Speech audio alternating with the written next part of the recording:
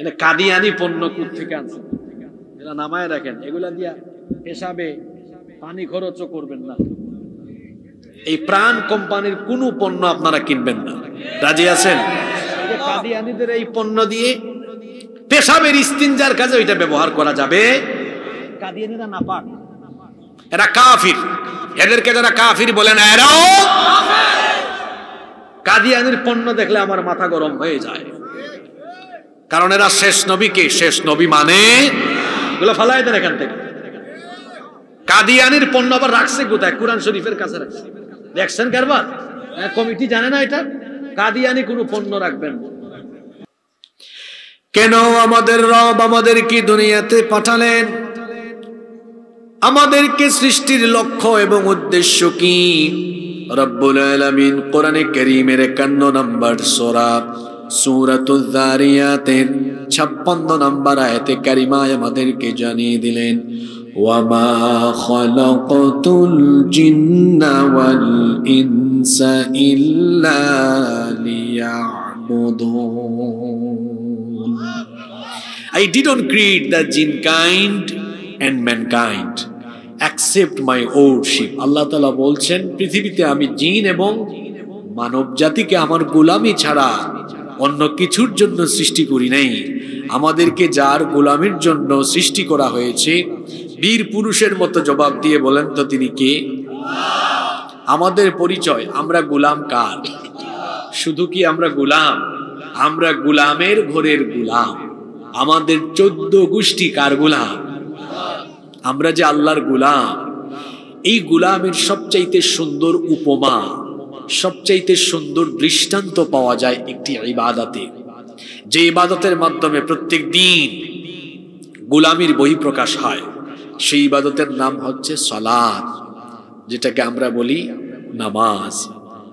আল্লাহর গোলামির এত চমৎকার দৃষ্টান্ত অন্য কোনো ইবাদতে উপস্থাপিত হয় না।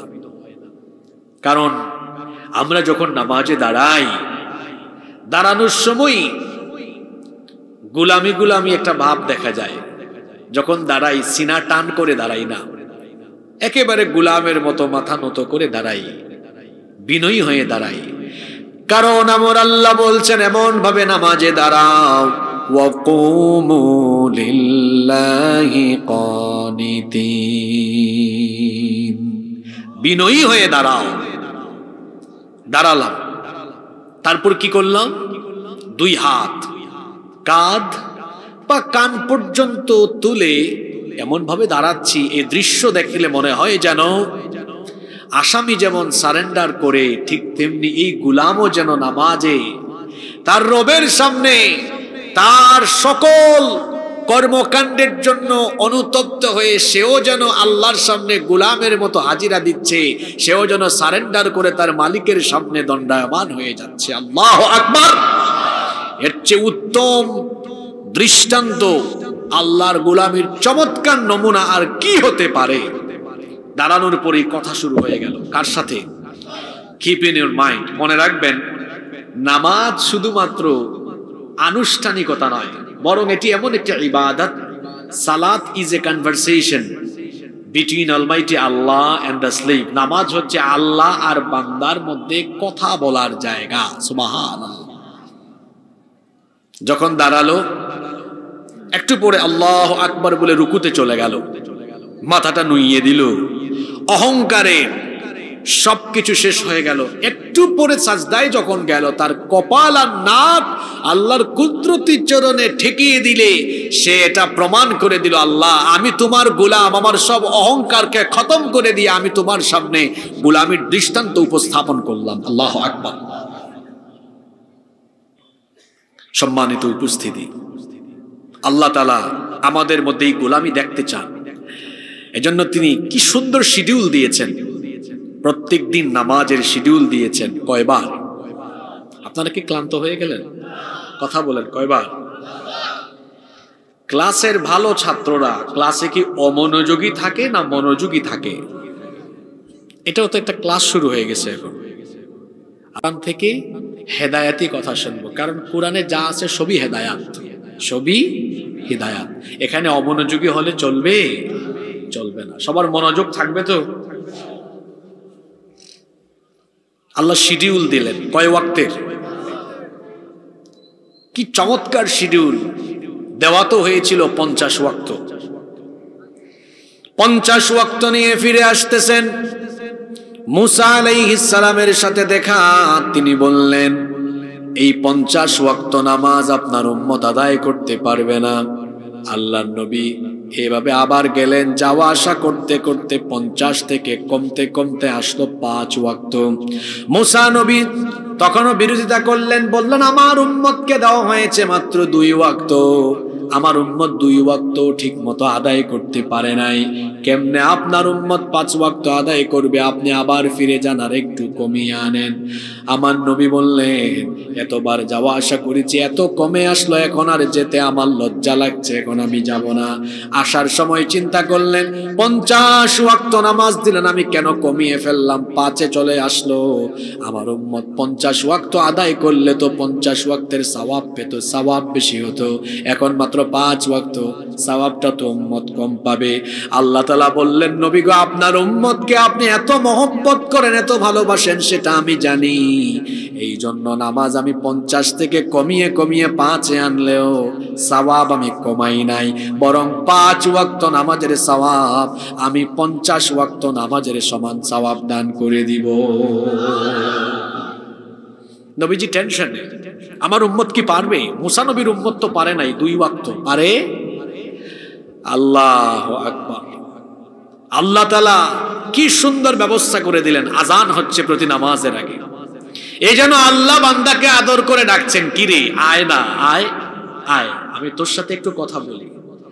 রাতের বেলা ঘুমিয়েছেন, মুয়াজ্জিন সাহেব বলছেন, হাইয়া আলাস সালাহ, নামাজের জন্য আসো, হাইয়া আলাল ফালাহ, কল্যাণের জন্য আসো। আল্লাহ যেন এই আজানের মাধ্যমে বান্দাকে খুব আদর করে ডাক দিচ্ছেন, কি রে তুই ঘুমায় আছস, সেই ঘুমাইছিলি 11টায় 12টায়, 5 ঘন্টা 6 ঘন্টা হয়ে গেল, তুই আয় না, তোর সাথে আমি একটু কথা বলি, তুই আর আমি এখন কথা বলি। সুবহানাল্লাহ। 5:30টায় নামাজ আদায় করলো, 5:15টায় নামাজ আদায় করলো, ওই দুপুর 1:30টা বাজে আবার ডাকা হলো। আল্লাহ যেন বলছেন, কি রে 7 ঘন্টা 8 ঘন্টা হয়ে গেল, এতক্ষণ হয়ে গেল, আয় না, তোর সাথে আরেকবার আরেকটু কথা বলি। সুবহানাল্লাহ। আবার 2 ঘন্টা 2.5 ঘন্টা যেতে না যেতে আসর, আল্লাহ যেন ডাকছেন, আয় না, আরেকবার একটু তোর সাথে কথা বলি। মাগরিবের টাইমে আবার দেওয়া হয়েছে, যেন আল্লাহ বান্দাকে আদর করে ডাকছেন, সূর্য ওঠার আগে তুই আমার সাজদা দিয়েছিলে, দিনের শুরুতেই তোর সাথে কথা বলেছিলাম, আয় না, আয়, সূর্য ডুবার সময় আরেকবার তোর সাথে কথা বলিনি। সুবহানাল্লাহ। এই জন্য বড় মহব্বতের ডাক। এরপরে আবার এশার নামাজ, বান্দা ঘুমাবে, ঘুমানোর আগে আল্লাহ আরেকবার ডাক দিলেন, তুই যে ঘুমাবি বাড়িতে, এটা তো তোর জীবনের শেষ ঘুম হয়ে যেতে পারে, সকালবেলা না উঠতে পারিস, এই ঘুম, তারপরে আবার জাগতে পারিস গিয়ে কবরে, আয় না, আরেকবার ঘুমানোর আগে আমি তোর সাথে কথা বলে ফেলি, তুই আমার সাথে কথা বলে ঘুমা। সুবহানাল্লাহ। এরকম করে 5 ওয়াক্তের নামাজের চমৎকার শিডিউল দিয়েছেন কে? আপনার সাথে আল্লাহ কথা বলতে চান, নামাজে আল্লাহ বান্দার সাথে কথা বলেন। সুবহানাল্লাহ পড়েন।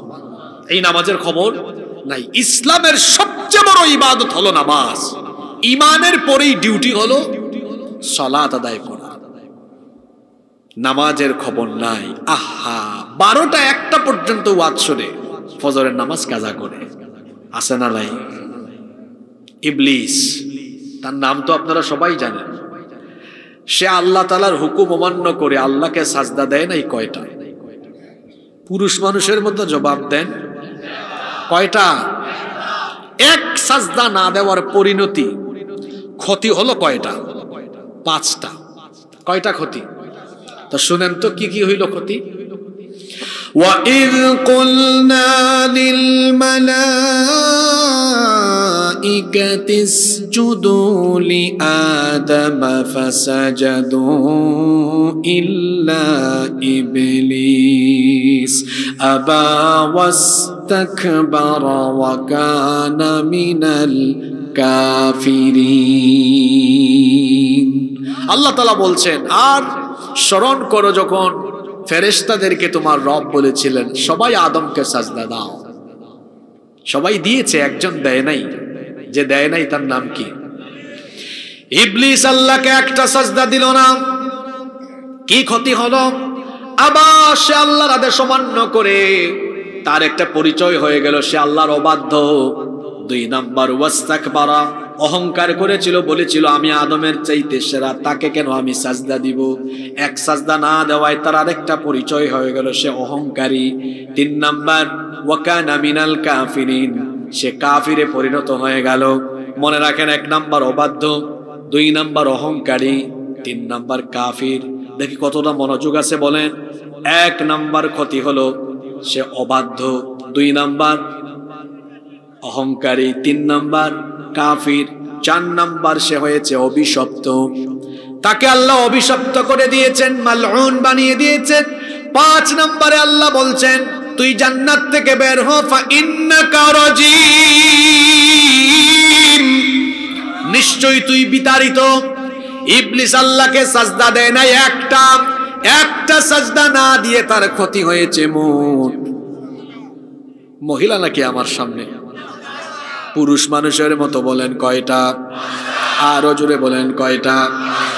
ইবলিসকে অনুসরণ করে ইবলিসের মুরিদ হয়ে যারা প্রত্যেক দিন একটা সাজদা নয় 5 ওয়াক্ত নামাজে এত সাজদা দেয় না, এদের ক্ষতি হবে ইবলিসের চাইতে আরো মারাত্মক।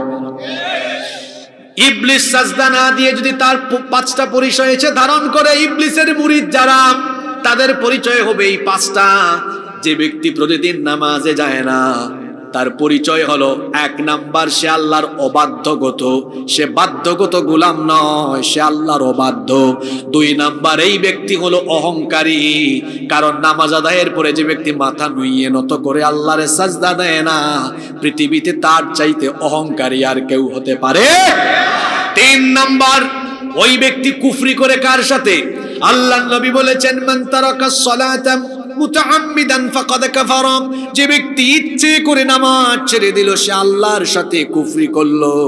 আল্লাহর বান্দা কখনো নামাজ ছাড়তে পারে না।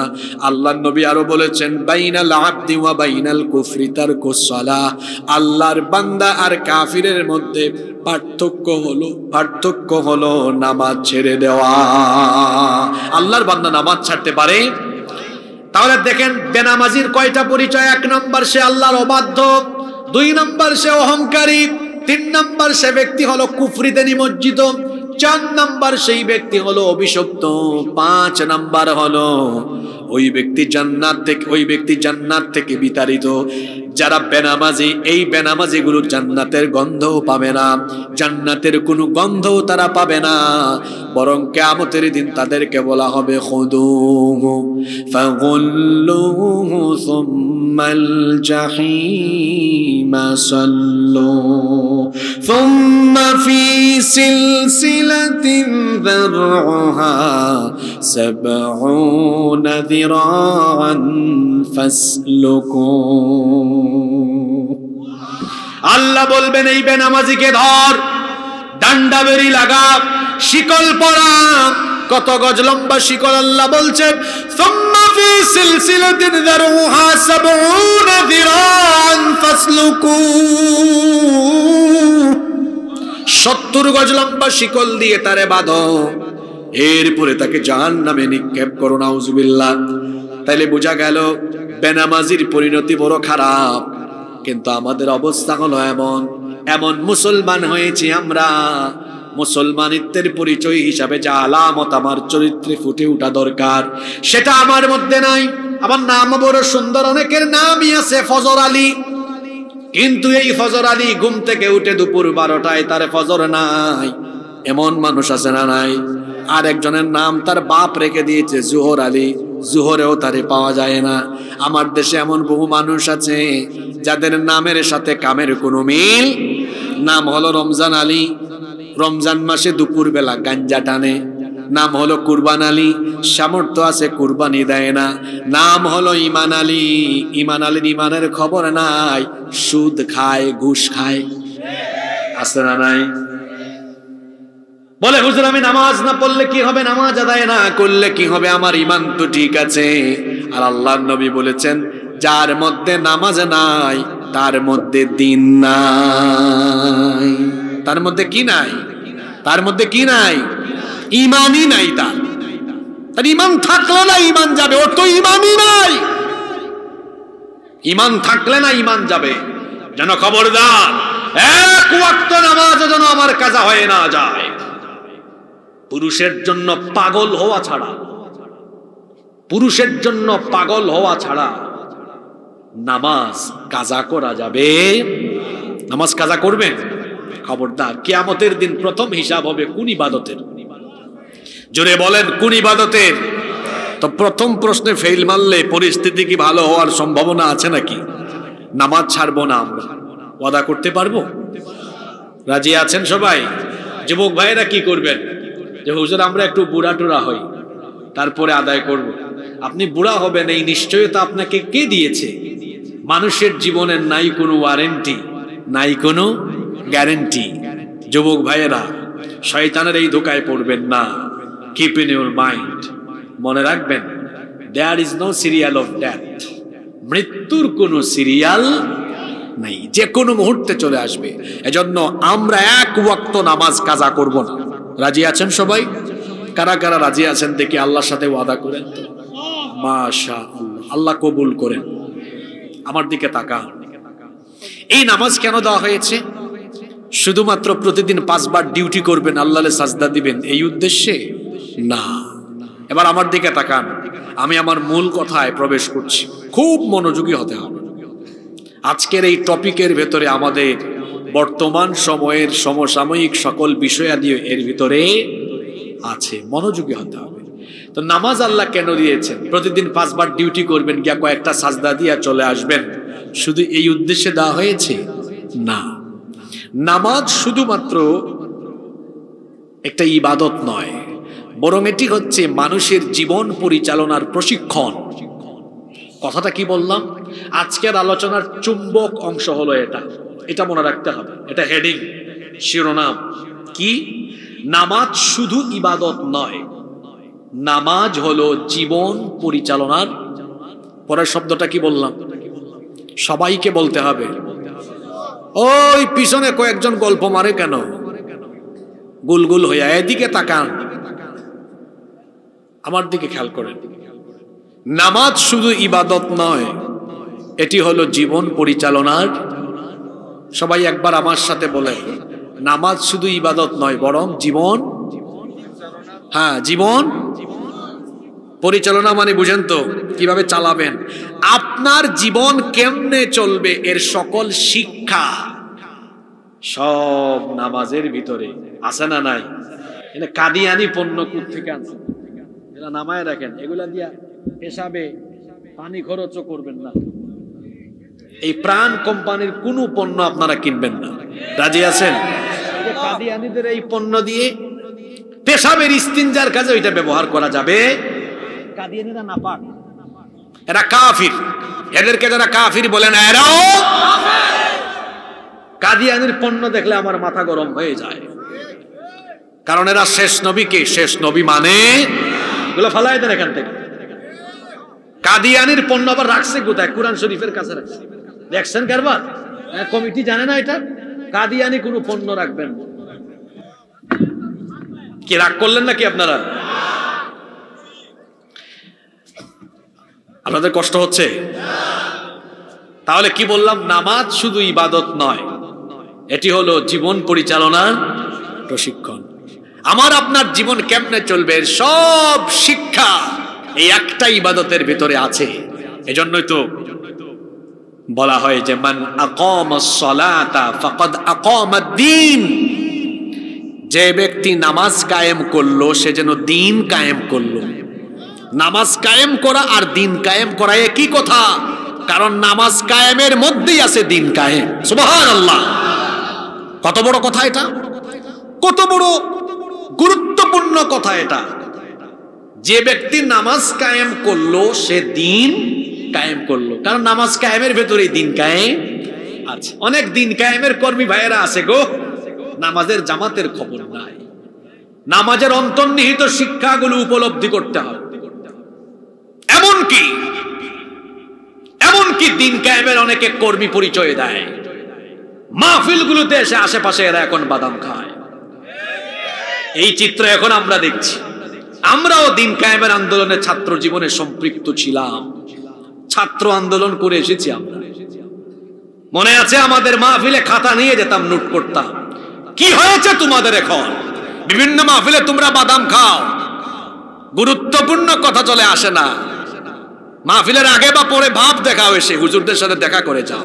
এখানে বসে বসে খাতা কলম নিয়ে আলোচনা নোট করবা, সেটা তোমাদের আন্দোলনের কাজে কাজে লাগাবা।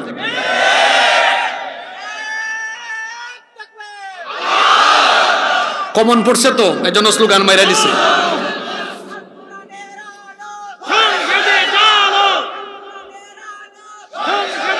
বসো, তোমাদেরকে আদর করে বলছি, সন্ত্রাসী সংগঠনের মতো হইও না। তোমাদের চরিত্র হবে দাওয়াত, তোমাদের কথা বলা হবে দাওয়াত।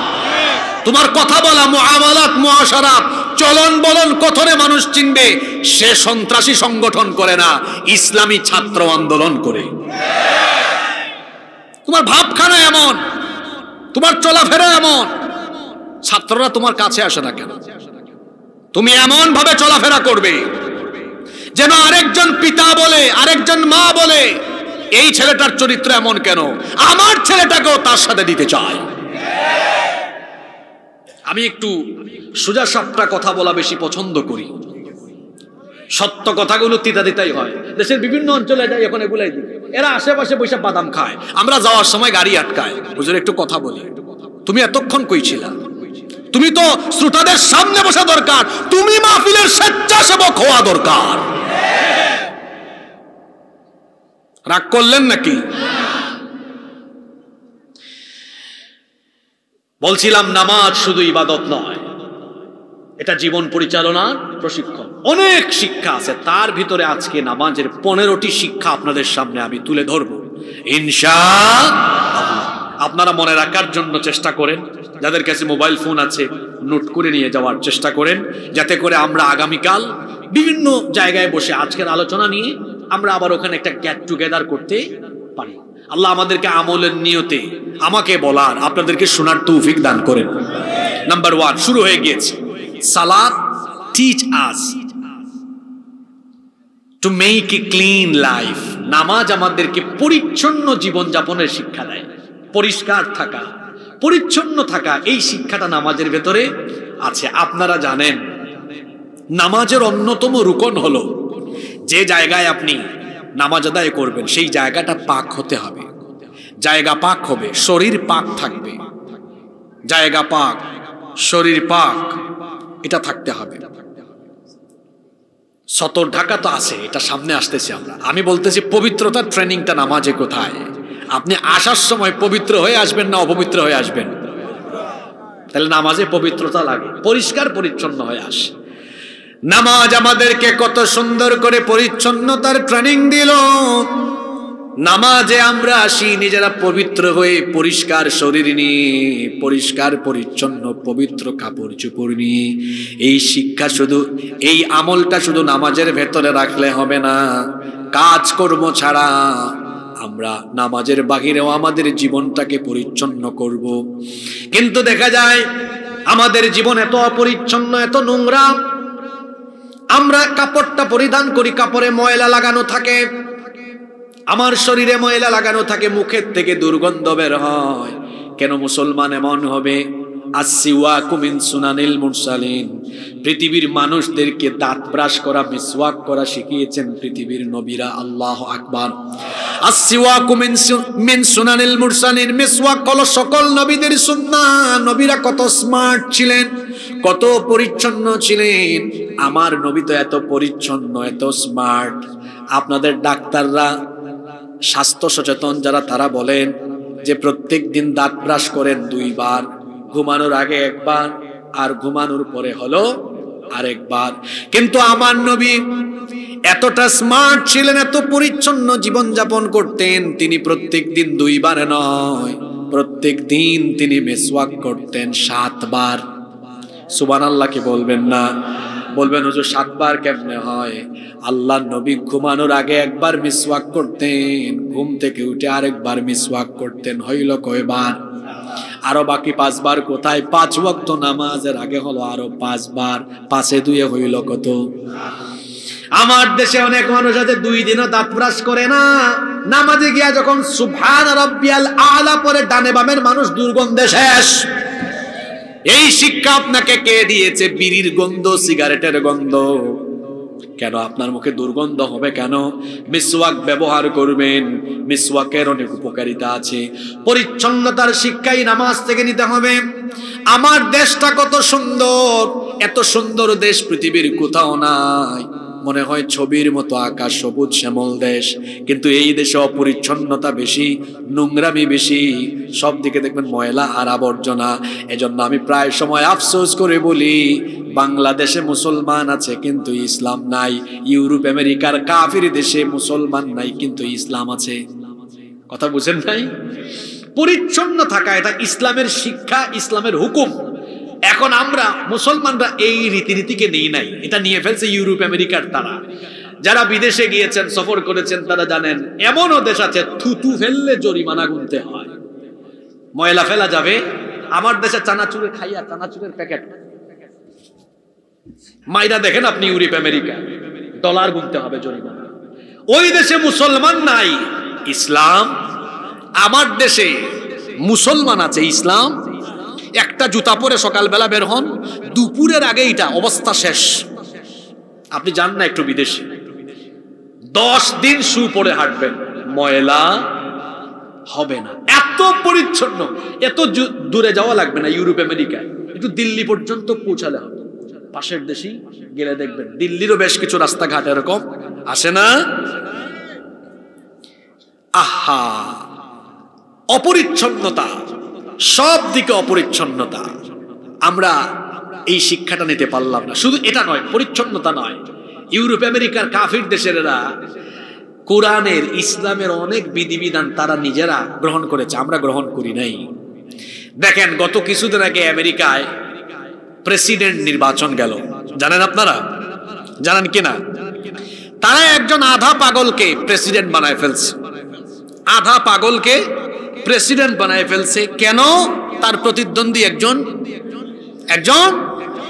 এই আমেরিকা আর পশ্চিমা দুনিয়ার এই লোকগুলো সারা পৃথিবীর মানুষকে সবক দেয়, শিক্ষা দেয়, নারীর ক্ষমতায়ন লাগবে, তোমরা নারীর ক্ষমতায়ন নিশ্চিত করো। কিন্তু আশ্চর্যের ব্যাপার হলো, যারা নারী ক্ষমতায়নের কথা বলে তাদের দেশে তারা কোনোদিনও আজ পর্যন্ত নারীকে ক্ষমতায় বসাইছে? পৃথিবীতে এত নবী রাসূল এসেছেন, একজন নবী রাসূল কি মহিলা ছিলেন? কেন বানান নাই আল্লাহ? আরে নারীদের তো মাসে কয়েকদিন অসুস্থতা থাকে, তো নারীরা যদি নবী রাসূল হন, অসুস্থতার দিনগুলিতে ইমামতি কে করবে? মানুষের মধ্যে দাওয়াতি কাজ কে করবে? তাছাড়া নারী তো সৃষ্টিগতভাবে অ্যাট্রাকটিভ, তিনি কিভাবে পুরুষদের সাথে মিশবেন, কিভাবে দাওয়াতি কাজ করবেন? একজন পুরুষ তো দিনরাত 24 ঘন্টা যেখানে সেখানে যেতে পারে, একজন নারী কিভাবে পারবেন? এই দিকগুলো বিবেচনায় কোন মহিলাকে নবী বা রাসূল বানানো হয় নাই। নারীদেরকে নেতৃত্বের জায়গায় না দিয়ে ইসলাম বরং উল্টোটা করেছে, নারীকে ইসলাম রানী বানিয়ে পুরুষের চাইতে নারীর অধিকার ইসলাম বাড়িয়ে দিয়েছে। সুবহানাল্লাহ। ইসলাম কি নারীর অধিকার বাড়িয়ে দেয়নি? জোরে বলেন, বাড়িয়ে দেয়নি? আর ওরা মুখে মুখে নারী অধিকারের কথা বলে, কিন্তু এরা এত খারাপের খারাপ, এরাই নারীকে লাঞ্ছিত করে, ধর্ষণ করে, অপদস্থ করে। মুখে যে যা বলে বাস্তবে তা তারা করে। বলছিলাম ইসলাম আমাদেরকে, নামাজ আমাদেরকে পরিচ্ছন্নতার শিক্ষা দেয়, কিন্তু আমাদের অনেকের জীবনযাপন অপরিচ্ছন্ন। ঘর বাড়িতে দেখা যায় গুছানো নাই, সব ময়লা আবর্জনা। এরকম কেন হবে? আমার আপনার নবী কত পরিচ্ছন্ন ছিলেন শোনেন। আমার আপনার নবী যখনই কোনো জামা কাপড় গায়ে দিতেন, পরিচ্ছন্ন করে দিতেন, মাথাটা সুন্দর করে আঁচড়াতেন, মাঝখানে সিঁথিও দিতেন, তার হাতের মধ্যে বক্স থাকতো, সেই বক্সের ভিতরে চিরুনিও থাকতো। কত সুন্দর করে তিনি তার চুল আঁচড়াতেন, পরিপাটি হয়ে মানুষের সামনে তিনি থাকতেন। আমার নবী আতর লাগাতেন হাতের এই তালুতে, আপনারা তো লাগান এখানে, কিন্তু আমার নবী লাগাতেন হাতের তালুতে, যাতে কারো সাথে মুসাফাহা করলে সেই আতরের সুগন্ধ চলে যায়। সুবহানাল্লাহ। আমার নবী কতটা পরিচ্ছন্ন ছিলেন সেটা একজন সাহাবীর মুখ থেকে শুনেন, সাইয়েদনা আনাস রাদিয়াল্লাহু আনহু। তিনি বলছেন, মা শামামতু আনবারান কাত্তু ওয়ালা মিসকান ওয়ালা শাইআন আতয়াবু মির রিহি রাসূলিল্লাহ। আমরা সবাই বলি সাল্লাল্লাহু আলাইহি ওয়াসাল্লাম। সাইয়েদিনা আনাস রাদিয়াল্লাহু আনহু বলছেন, আল্লাহর নবী যখন আমাদের পাশ দিয়ে হেঁটে যেতেন, অতিক্রম করতেন, তার দেহ মুবারক থেকে এমন সুগন্ধি আসতো, মনে হতো সেটা মেশকে আম্বরের সুগন্ধির চাইতেও আরো সুগন্ধিযুক্ত। মানুষের শরীর থেকে সুগন্ধি আসে পরিচ্ছন্ন থাকলে না অপরিচ্ছন্ন থাকলে? আরো জোরে বলেন। তাহলে পরিচ্ছন্ন জীবন যাপনের শিক্ষা নামাজ দেয়। 3.5 হাত এই বডিকে আমরা পরিচ্ছন্ন রাখবো। নিজের বাড়ি ঘর টিনের বাড়ি হোক, সেটা টিনের চালের বাড়ি হোক, পরিষ্কার রাখলে কিন্তু টিনের বাড়িকেও সুন্দর দেখায়, ঠিক কিনা? আমি 3 বছর উখিয়ায় গেলাম, টেকনাফের পাশে হলো উখিয়া, ওই যে কক্সবাজার। দেখলাম একটা বেত দিয়ে বেড়া দিয়েছে, বেত দিয়ে বেড়া, উপরে টিন, কিন্তু ঘরের ভেতরে ঢোকার পরে দেখলাম এত সুন্দর পরিচ্ছন্ন পরিপাটি, এত সুন্দর করে রেখেছে, দেখলেই চোখ জুড়িয়ে যায়। পরিচ্ছন্ন রাখলে পরে যে কোনো জিনিসকে সুন্দর দেখায়। অপরিচ্ছন্ন মানুষ যদি দামি কাপড় চোপড় পরিধান করে, দেখবেন দেখতে তাকে খারাপ লাগে। আর পরিচ্ছন্ন ব্যক্তি যদি কম দামি কাপড় গায়ে দেয়, কিন্তু পরিষ্কার যদি হয়, দেখতে ভালো লাগে। দেখবেন আমার দেশে অনেক আলেম ওলামা ইমাম সাহেবদের, তাদের আপনি লেবাসের দিকে তাকাবেন, দেখবেন দেখতেই ভালো লাগে, সুন্দর লাগে, সাদা পোশাক পরেছে, দেখতেই ভালো লাগে। অনেক মানুষ আছে অনেক টাকাওয়ালা, দেখবেন এমন ভাবে থাকে খাচ্চরের মতো থাকে, আছে না নাই? পরিচ্ছন্নতা নামাজ আমাদেরকে শিখায়। পরিষ্কার পরিচ্ছন্ন থাকা, নিজের ঘর বাড়ি রাস্তাঘাট সব পরিষ্কার রাখা, এই শিক্ষা নামাজের ভেতরে আছে না নাই? কষ্ট হচ্ছে আপনাদের? সালাতের 2 নম্বর শিক্ষা হলো সালাত teach us to stay united। নামাজ আমাদেরকে ঐক্যবদ্ধ থাকার, মুসলমান আলাদা আলাদা থাকবে, একসাথে হয়ে থাকবে, ঐক্যবদ্ধ থাকবে, এই শিক্ষা নামাজের ভিতরে আছে না নাই? নামাজ কি একা একা ফরজ, না সবাই মিলে জামাতে ফরজ? জোরে বলেন। রব্বুল আলামিন কোরআনে কারীমের 2 নম্বর সূরা সূরাতুল বাকারা এর 43 নম্বর আয়াতে বলছেন, ওয়া আকিমুস সালাতা ওয়া আতুজ যাকাতা ওয়ারকাউ মা'আর রাকিঈন। আর তোমরা সালাত কায়েম করো এবং যাকাত দাও, এবং মসজিদে গিয়ে যারা রুকু করে তাদের সাথে রুকু করো। একা একা নামাজের চাইতে জামাতে নামাজের সওয়াব কত গুণ বাড়িয়ে দেওয়া হয়েছে? 27 গুণ বাড়িয়ে দেওয়া হয়েছে। এই যে নামাজে আমরা কি সুন্দর করে দাঁড়াই, দেখা যায় নামাজের ভেতরে এত সুন্দর ঐক্য। পাশের বাড়ির আবুল কালাম ভাই, আব্দুল সালাম ভাই, নামাজে যখন আমরা যাই তখন আমরা একসাথে দাঁড়িয়ে যাই, কোনো ভেদাভেদ থাকে না। কওমির আলেম, আলিয়ার আলেম যখন মসজিদে ঢুকেন, আলিয়ার আলেমের পাশে কওমির আলেম। তারপরে দেখা যায় জামাতে ইসলাম করেন, তার পাশে দাঁড়িয়ে গিয়েছে খেলাফত মজলিস, তার পাশে চরমুনাই, তার পাশে হেফাজত, তার পাশে আওয়ামী লীগ, তার পাশে বিএনপি, তার পাশে জাতীয় পার্টি। মসজিদে ঢুকার পরে যারা মুসলমান সবাই কি এক থাকে নাকি আলাদা আলাদা হয়ে দাঁড়ায়? আরো জোরে বলেন। মসজিদের ভিতরের এই শিক্ষা নামাজের বাইরে আছে? জুড়ে বলতে হবে, আছে। আপনাদের কথা বাদ, আমার দেশে সাধারণ মানুষের চেয়ে হুজুরদের ভিতরে হিংসা বেশি। আমিও হুজুর, কথাটা বলে ফেললাম, এটা সত্য কথা। খুব মারাত্মক পর্যায়ের হিংসা। হুজুরদের ভিতরে এত হিংসা যা সাধারণ মানুষ কল্পনাও করতে পারবে না। এজন্য একজন আফসোস করে বলেছিল, পাল্লায় ব্যাঙ রাখা যেমন কঠিন, হুজুরদেরকে এক চেয়ার এক টেবিলে বসানো কঠিন। এত হিংসা, একজন আর একজনকে দেখতে পারে না। আপনাদের হিংসা নিন্দা যত বাড়বে, আপনাদের উপরে পিটানো জুলুম নির্যাতন আরো বাড়বে। সুজা কথা, এখনো সময় আছে, সব ভুলে গিয়ে ঐক্যবদ্ধ হন। নামাজের শিক্ষার ওয়াজ মানুষকে কি করবেন? নিজেদের মধ্যেই তো এটা নাই। আমি যা বললাম এটা সত্য। আপনাদের সাধারণ মানুষের মধ্যে ভালোবাসা অনেক বেশি। কিরকম একটা উদাহরণ দেই, পাশের বাড়ির আব্দুল সালাম ভাইয়ের সাথে আপনার ঝামেলা আছে, কিন্তু দেখা সাক্ষাৎ হইলে দেখবেন তাও হৃদয়ে মায়া লাগে। হুজুরদের ভিতরে এত হিংসা, একজন আর একজনের পাশে বসে থাকবে, কথা বলবেন। কি আমি কি ভুল বলেছি? জোরে বলেন, ভুল বলেছি? এত দল তাদের ভিতরে, এত দল, দলাদলি থাকতে পারে। ইখতিলাফ এটাও ইসলামের সৌন্দর্য, কিন্তু ইখতিলাফের কারণে কি ইহতিরাম হারিয়ে যাবে? ইখতিলাফের কারণে তো ইহতিরাম হারিয়ে যাওয়ার কথা না। হ্যাঁ, ইমাম আজম আবু হানিফা রহমতুল্লাহ আলাইহির সাথে ইমাম শাফি রহমতুল্লাহ আলাইহির অনেক ইখতিলাফ, তাই বলে কি উভয়ের মধ্যে ইহতিরামের কমতি ছিল? কোনো কমতি ছিল? আমাদের মধ্যে ইহতিরামের ঘাটতি আছে। ওই যে আমাদের মধ্যে বিভেদ থাকায় ওইদিকে জালিমরা সব ঐক্যবদ্ধ আছে, আছে না? বাংলাদেশে গত 15 বছর জুলুমের বিরুদ্ধে সবচেয়ে বেশি কথা বলেছে আলেমরা। আপনারা ঠিক কইলেও ঠিক আছে, না কইলেও ঠিক আছে, এটা সবচেয়ে বেশি জুলুমের শিকার হয়েছে কারা? আলেমরা। এত পিঠা খাইলো, খাওয়ার পরে এই যে 5 আগস্টের পরে ইদানিং শুনবেন এক দলের কথা আরেক দলের বিপক্ষে কেমনে যায়, খুসাখুসি। হাই রে হাই, 15 বছর মাইর খাইয়া এখনো ঠিক হইল না।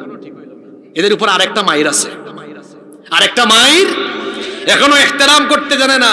15 বছর মজলুম হলো কারা, রক্ত দিল কারা, জীবন দিল কারা, আর ক্ষমতার স্বাদ নেই এখন কারা? কথা বুঝেন নাই বুঝি আপনি?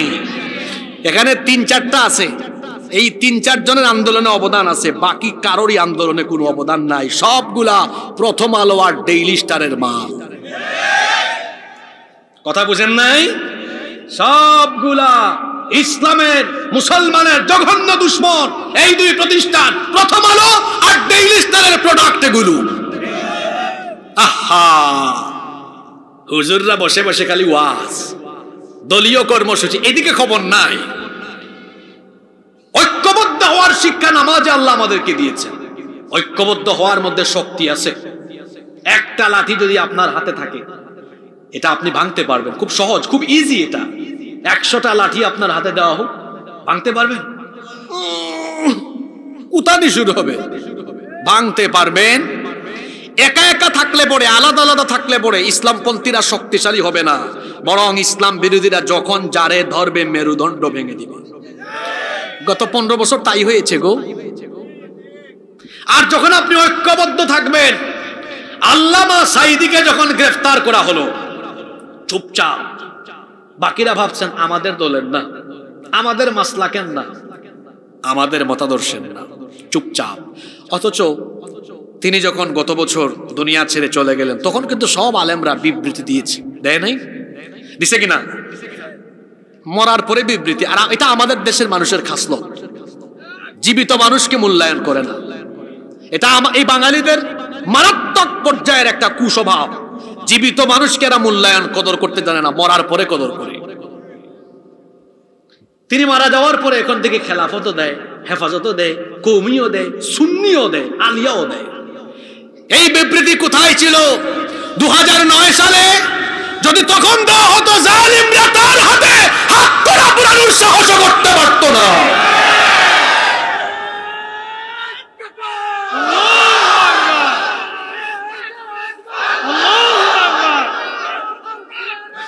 বসেন, আমি স্লোগান দেওয়ানোর জন্য, মাঠ গরম করার জন্য কথাগুলো বলছিলাম। বসেন ভাই, মাঠ গরম করার জন্য কথাগুলো বলছিলাম, বাস্তবতা বোঝানোর চেষ্টা করছি। তখন আপনারা চুপচাপ ছিলেন। এরপরে 2024-এর জুন পর্যন্ত আপনারা বলেন কোন দলের হুজুর বাকি থাকছে মার খাইতে? কথা বলেন না কেন? ইসলাম বিরোধীরা জামাত, হেফাজত, খেলাফত দেখে না, বরং তারা যখন গোপনে মিটিং করে তখন তারা বলে যেখানেই হুজুর দেখবি সেখানেই ঝাঁপিয়ে পড়বি। এটা আপনি বুঝেন না, এখনো বুঝেন না, এখনো বুঝে না।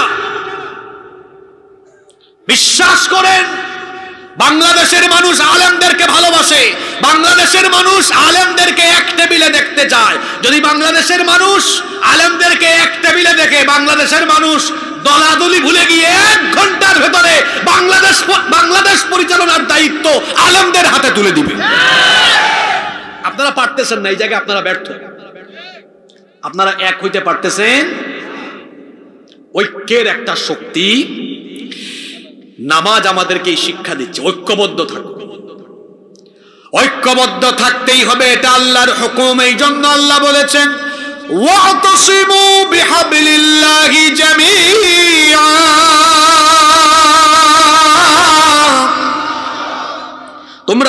ঐক্যবদ্ধভাবে আল্লাহর দ্বীনের রজ্জুকে আঁকড়ে ধরো, ওয়ালা তাতাফাররাকু, খবরদার বিচ্ছিন্ন হয়ে যেও না।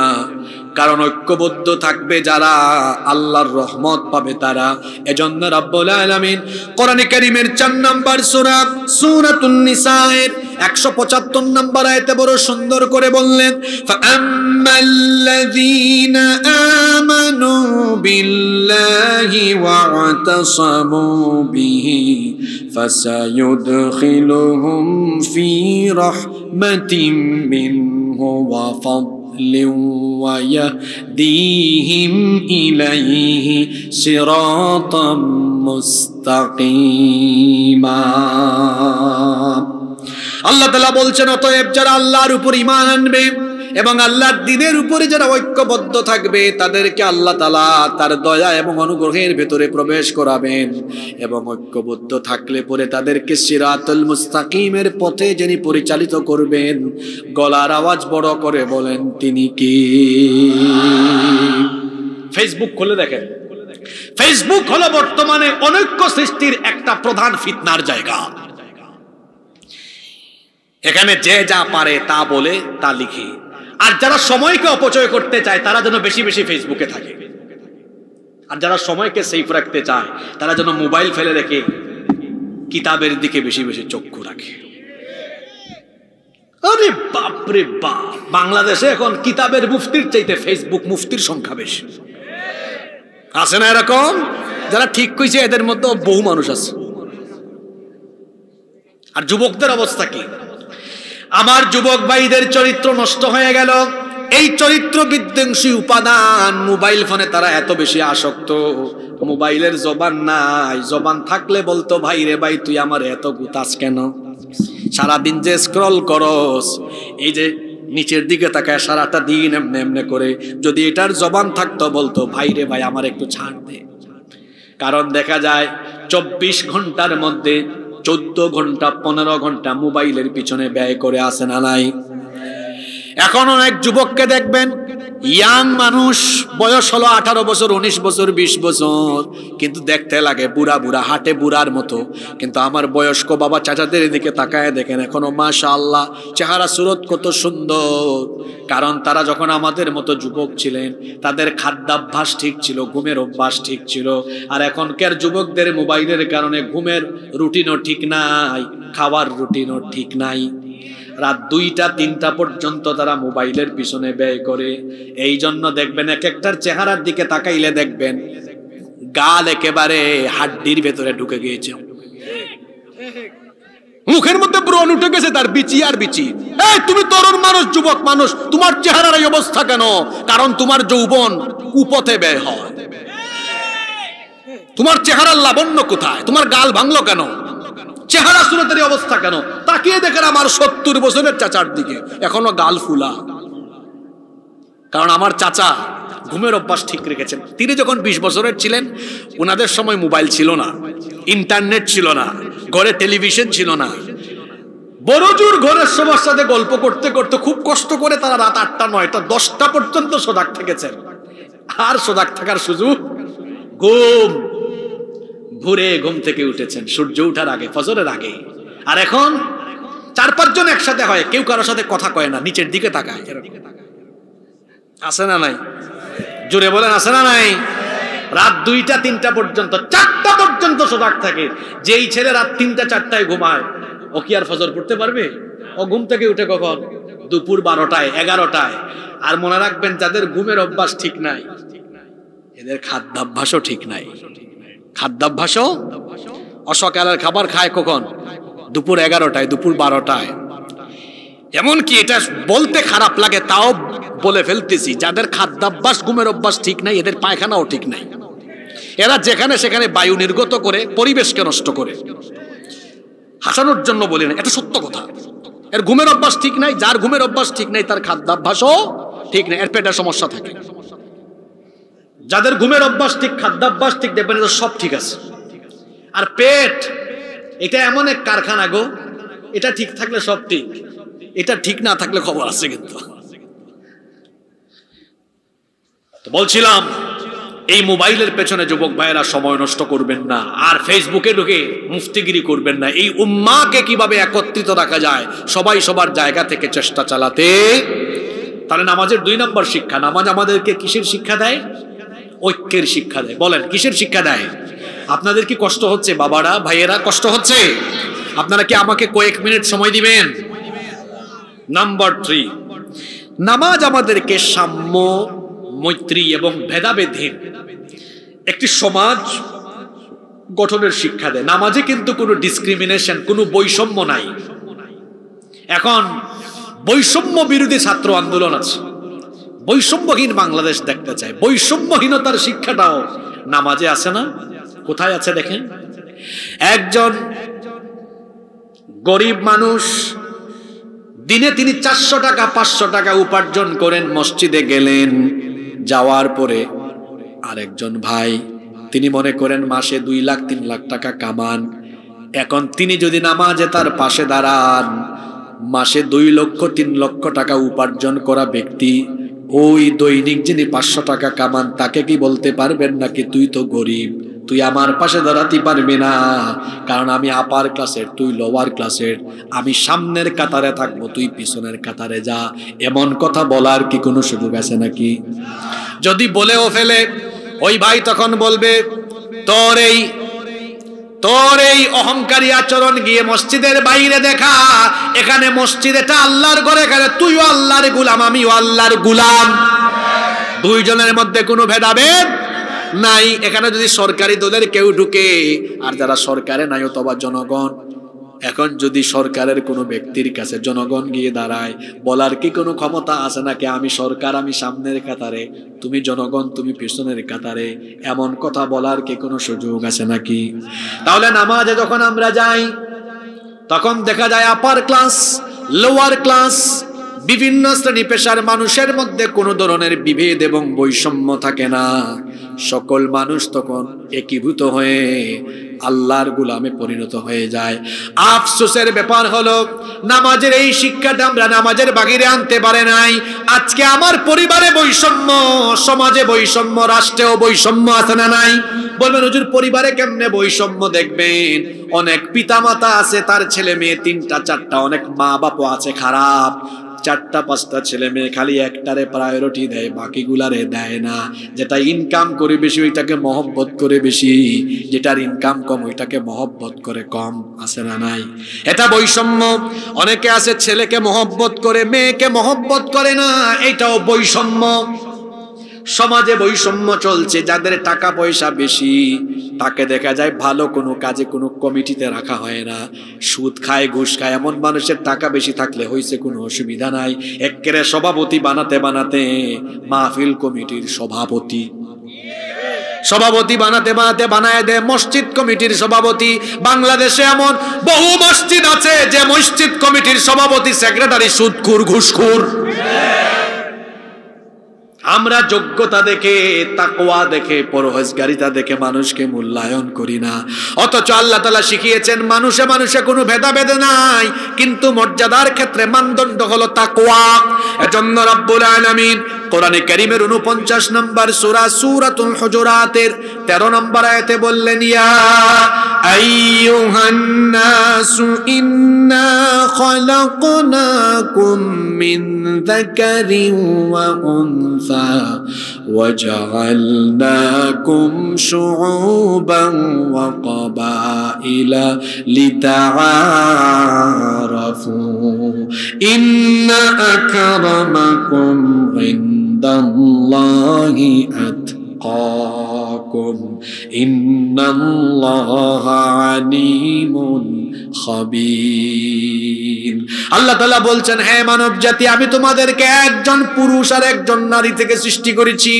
তারপরে এই একটি সংসার থেকে আমি তোমাদের জগৎ সংসারে মানব জাতির বিস্তৃতি ঘটিয়ে দিয়েছি, বিভিন্ন জাতি গোত্রে বিভক্ত করেছি, লিতাআরাফু, যাতে তোমরা পরস্পর পরিচিত হতে পারো। আর শোনো, মানুষ হিসেবে তোমরা সবাই সমান, সবার শরীরে রক্ত মাংস আছে, সবাই সমান, কিন্তু মর্যাদার বেলায় মানদণ্ড হলো ইন্না আকরামাকুম ইনদাল্লাহি আতকাকুম। আতকাকুম, নিশ্চয়ই তোমাদের মধ্যে তাকওয়ার দিক দিয়ে যারা সেরা, যার তাকওয়ার পরিমাণ যত বেশি আল্লাহর কাছে তার মর্যাদা হলো তত বেশি। কিন্তু মানুষ হিসাবে সবাই সমান, মানুষে মানুষে কোনো ভেদাভেদ, সাদা কালো লম্বা খাটো কারো উপরে কারো শ্রেষ্ঠত্ব নাই, মানুষ হিসাবে সবাই সমান। এই বৈষম্যহীনতার শিক্ষা যে ইবাদতে আছে সেই ইবাদতের নাম কি? জোরে বলেন। আপনাদের কি কষ্ট হচ্ছে? এই লাল পাঞ্জাবি টাইপসের শ্রোতা যারা আছেন 10 সেকেন্ড সময় দিলাম, ওইটা দূর মারেন। এরা কেউ আসছে হুজুরের কণ্ঠ দেখতে, কেউ আসছে চেহারা দেখতে, কেউ আসছে চিল্লানো শুনতে। ক্লাসের ভালো ছাত্ররা ক্লাস শেষ হওয়ার আগ পর্যন্ত ক্লাস ত্যাগ করে না, এরা A+ পায় পরীক্ষা। যে আমার ডান পাশে হুজুর আছেন, ওনারা মাদ্রাসায় পাঠদান করেন, ওনারা ভালো জানেন, আরো আমরাও তো পড়েছি, পড়িয়েছি, পড়াচ্ছি। ভালো ছাত্ররা কখনো শেষ হওয়ার আগ পর্যন্ত ক্লাস থেকে বের হয়। তো বলছিলাম নামাজের 3 নাম্বার শিক্ষা, আমাদেরকে বৈষম্যহীন সমাজ প্রতিষ্ঠার শিক্ষা দেয় কি? নামাজ। নাম্বার 4, 4 নাম্বার, নামাজ আমাদেরকে পাংচুয়ালিটি, সময়ানুবর্তিতা শেখায়, টাইম ম্যানেজমেন্ট শেখায়। সময় এটাকে কাজে লাগাতে হবে, সময় গনিমত, এটাকে কাজে লাগাতে হয়। এই শিক্ষা নামাজের ভেতরে আছে না নাই? জোরে বলেন, আছে না নাই? নামাজের টাইম শিডিউল আছে না? প্রত্যেকটা নামাজের কিন্তু টাইম শিডিউল আছে। ইন্নাস সালাতা কানাত আলাল মুমিনিনা কিতাবাম মাওকুতা, নিশ্চয়ই নামাজকে সময়ানুবর্তিতার ভিত্তিতে ফরজ করে দেওয়া হয়েছে। কেউ যদি ফজরের নামাজ বিকাল 3টায় আদায় করতে চায় হবে নাকি? জোহরের নামাজ যদি কেউ রাত 10টায় আদায় করতে চায় হবে না, কারণ 5 ওয়াক্ত নামাজের জন্য সুনির্দিষ্ট সময় আছে না নাই? জোরে বলেন, আছে না নাই? এখন আপনাদের গ্রামের, আপনাদের এলাকার মসজিদে যদি ফজরের নামাজের সময় হয়ে যায়, ইমাম সাহেব কিংবা মুসল্লিরা কি সময় হয়ে গেলে এলাকার কোনো প্রভাবশালী ব্যক্তির জন্য অপেক্ষা করবেন নাকি? জোরে বলেন। বা কোনো প্রভাবশালী ব্যক্তি যদি বলে, এলাকার মানুষ শোনেন, আজকে আমার জন্য 10 মিনিট পরে নামাজ আদায় করেন, কেউ মানবে? জোরে বলেন। এই শিক্ষা কোন ইবাদতে আছে? আপনারা নামাজের বাইরে আনতে পারছেন? এটা মাহফিলও তো আনতে পারেন নাই। বহু মাহফিলে বক্তা বসিয়ে রেখে, শ্রোতা বসিয়ে রেখে কয় 10টা মিনিট অপেক্ষা করেন, আমাদের অমুক প্রভাবশালী অতিথি আছেন। আছে না? তো টাইম ম্যানেজমেন্টের শিক্ষা আছে? কোথাও নাই। পৃথিবীতে যারা উন্নত হয়েছে এরা সময়কে কাজে লাগিয়েছে। আজকের জাপান কত উন্নত, এরা সময়ানুবর্তিতা আছে। আমার দেশের সিস্টেম কেমন জানেন? 9টার গাড়ি কয়টায় ছাড়ে কেউ জানে না, 9টার ট্রেন কয়টায় যায় কেউ জানে না। এক যাত্রী ট্রেনে সফর করছে, ট্রেন হলো 9টায়, লাগেজ টাগেজ নিয়ে বসে আছে, এই তো 9টা বাজার 10 মিনিট আগে আফসোস করে বলতেছে, বাংলাদেশ ভাই জানি না আসছি কোন সময় যে ট্রেনটা ছাড়ে। হঠাৎ করে হুইসেল শুনছে, ভাবছে আরে বাংলাদেশে এটা সম্ভব, হ্যাঁ টাইম মতো ট্রেন চলে আসছে, খুশি হয়ে লাগেজ টান মেরে দৌড় মারবে, আর একজন পাশে থেকে আটকাই দিছে, ভাই বসেন, এটা গতকাল 9টার ট্রেন, আজকে 9টায় আসছে। কি বলেন, এরকম আছে না নাই? এই জাতি, এই মুসলমান জাতিকে প্রত্যেকদিন 5 ওয়াক্ত টাইমে টাইমে ডেকে টাইম ম্যানেজমেন্ট শেখানো হয়, অথচ তাদের জীবনে সময়ের কোনো মূল্যায়ন। পরীক্ষার আগে কেউ পড়াশোনা করলো না, তারপরে পরীক্ষার রেজাল্ট হাতে পেয়ে আফসোস করল, ইস যদি আরেকটু পড়তাম ভালো রেজাল্ট করতাম, তখন আফসোস করে লাভ হবে? এজন্য সময় থাকতে সময়কে কাজে লাগাতে হয়। আরবিতে একটি প্রবাদ আছে, আল ওয়াক্তু কাসাইফ, সময় হলো ধারালো তরবারির মতো, ইল্লাম তাকতাহু ফাইন্নাহু কাতাআক, এটাকে আপনি ক্ষতবিক্ষত করতে পারবেন না, কিন্তু সময়ের অপব্যবহার করলে আপনার জীবন ক্ষতবিক্ষত হয়ে যাবে। মানুষের জীবনের সবচাইতে গুরুত্বপূর্ণ সম্পদ হলো সময়। সময়কে কাজে লাগিয়ে সম্পদশালী হওয়া যায়, কিন্তু গোটা পৃথিবীর সম্পদ দিয়ে জীবনের ফেলে আসা সময়কে আর ফিরিয়ে আনা যায়? এজন্য সময় থাকতে সময়ের মূল্যায়ন করতে হবে। কিয়ামতের দিন জাহান্নামীরা সময়ের ব্যাপারে আফসোস করবে, ইয়াকুলু ইয়া লাইতানি কদ্দামতু লিহায়াতি, আফসোস করে তখন লাভ হবে? কোনো লাভ হবে না। এজন্য সময়কে কাজে লাগান। যুবক ভাইদেরকে, ছাত্র ভাইদেরকে বলবো, এই মোবাইলের পেছনের সময় নষ্ট করা বন্ধ করো, পড়ার টেবিলে মনোযোগী হও। তোমরা যে পরিমাণ সময় ছাত্ররা মোবাইলের পিছনে ব্যয় করো, আল্লাহর কসম এই পরিমাণ সময় যদি তোমরা পড়ার টেবিলে জ্ঞান চর্চা গবেষণায় কাটিয়ে দিতে, আমার দেশে ঘরে ঘরে বিজ্ঞানের জন্ম হতো। ওরা কি করেছে? ইহুদিরা, মুশরিকরা এগুলো আবিষ্কার করে তোমাদের হাতে ধরায় দেয়, আর তোমরা এগুলো নিয়ে পড়ে থাকো। তোমরা পাবজি খেলাও, ফেসবুক, ইউটিউব, ইনস্টাগ্রামে থাকো, আর ওরা তোমাদেরকে দিয়ে ব্যবসা করে। বলবেন হুজুর বুঝি নাই। তো তুমি যে পাবজি খেলাও, তুমি যে ফেসবুক, ইনস্টাগ্রাম, গুগল সব চালাও, মাগনা বিনা পয়সায় চালাও নাকি? সব তাদের অ্যাকাউন্টে গিয়ে যাচ্ছে।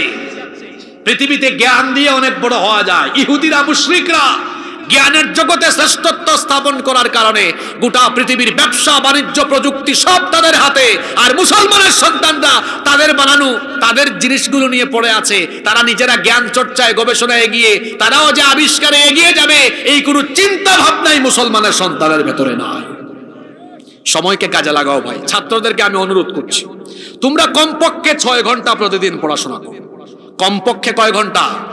কমপক্ষে কয় ঘন্টা? 6 ঘন্টা। ব্যবসায়ী ভাইয়েরা, আমার আব্বাজানরা, বাবাজানরা, আপনাদেরকে বলছি, বাবারা, সময় থাকতে সময় কাজে লাগান। শরীরটা তো ঠিক আছে, এখন রুকু দিচ্ছেন না, সাজদা দিচ্ছেন না। বুড়ো হলে বলবে না, আরে কোমরের সমস্যা, বেশিক্ষণ নামাজে দাঁড়াইতে পারি না। সময় যখন ছিল তখন তো দিলেন না, সময় যখন ছিল তখন তো দিলেন না। এখন ইয়াং বয়সে দেন, বুড়া হয়ে যখন পারবেন না, আল্লাহ সওয়াব পুষায় দিবেন। ফেরেশতাকে বলবেন, দেখি আমলনামাজে লিখতেছিস, একটু ব্যাক, পেছন ফিরে যা, দেখ তার যৌবনকালে, যুবককালের ইবাদত কেমন। ফেরেশতা বলে, আল্লাহ যৌবনকালে একদম লম্বা সময় তাহাজ্জুদ পড়তো, 5 ওয়াক্ত নামাজ ঠিকঠাক পড়তো, এখন বুড়া হয়েছে দেখে পারে না, বেশিক্ষণ পারে না। আল্লাহ বলবেন, যৌবনকালে আমারে এত ইবাদত করলো, এই সময়ে তার একটু বোনাস বাড়ায় দে, এখন যদি সময় একটু কমও দে, সওয়াবটা যৌবনকালের মতো দিয়ে দে। সুবহানাল্লাহ। যৌবনকালকে মূল্যায়ন করতে হবে, সময়। আর যুবকদের ব্যাপারে ইমাম কুরতুবী রাহিমাহুল্লাহর একটা কথা আমার এখন মনে পড়ল। ইমাম কুরতুবী রাহিমাহুল্লাহ কতই চমৎকার করে বলেছেন, যৌবন হলো কচু পাতার পানির মতো। কচু গাছ আছেন আপনার এলাকায়? আছে তো। আজকে যে লতি খাওয়াইলো, আপনাদের এলাকায় লতি আছে মনে হয় অনেক, লতিগুলো অনেক মজাও। তো এই যে কচু পাতায় পানি, যুবক ভাইরা বলেন তো, কচু পাতায় পানি পড়লে বেশিক্ষণ থাকে?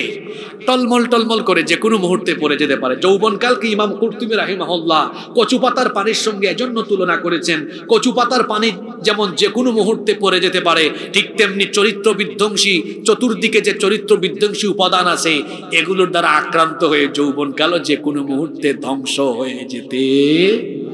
যৌবনকালকে মূল্যায়ন করতে হবে, কারণ youth is called the golden season of human life. যৌবনকালকে বলা হয় মানুষের জীবনের সোনালী সময়। এই সময়কে যারা কাজে লাগাবে এরা এস্টাবলিশড হবে, প্রতিষ্ঠিত হবে, দুনিয়াতে সম্মানিত হবে, আখিরাতে সম্মানিত হবে। এজন্য সময়কে কাজে লাগাবো। পারবো তো ইনশাআল্লাহ? বাকি পয়েন্টগুলো গুরুত্বপূর্ণ। আমি সময়, আপনারা কি আমাকে 15 থেকে 16 মিনিট সময় ধৈর্য ধরে দিতে পারবেন? নাম্বার 5 নাম্বার, নামাজ আমাদেরকে আনুগত্য আর বন্দেগীর শিক্ষা দেয়। এই যে আমরা প্রতিদিন 5 ওয়াক্ত আজান হলে নামাজে চলে আসতেছি, হুকুম মানতেছি কার? জোরে বলেন, হুকুম মানতেছি কার? এই যে আল্লাহর ইবাদত করলাম, এই রকম ইবাদত করতে হবে। কতদিন আল্লাহ বলছেন এই রকম বিধান মানতে হবে। ওয়া'বুদ রাব্বাকা হাত্তা ইয়াতিয়াকাল ইয়াকিন।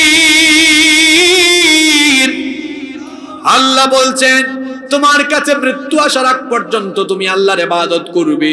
এই যে নামাজে আমি টাইম মতো চলে যাই, ঠিক তেমনি নামাজের বাইরে আল্লাহ যত বিধান দিয়েছেন, যত হুকুম দিয়েছেন, আল্লাহর বিধানগুলো হুকুম মেনে আপনার জিন্দেগি গঠন করতে হবে। আপনার জিন্দেগি আল্লাহর বিধান মতো হোক, এই শিক্ষা নামাজের ভেতরে আমাদেরকে দিয়েছেন কে? আরো জোরে বলেন কে? নাম্বার 6 নম্বর, নামাজের 6 নম্বর শিক্ষা হলো, নামাজ আমাদেরকে পর্দার শিক্ষা দেয়। নামাজ আমাদেরকে কিসের শিক্ষা দেয়? ওই যে একটু আগে আমার পেছন থেকে কোনো একজন বললেন সতর ঢাকা। নামাজে সতর ঢাকা নফল না ফরজ? জোরে বলতে হবে।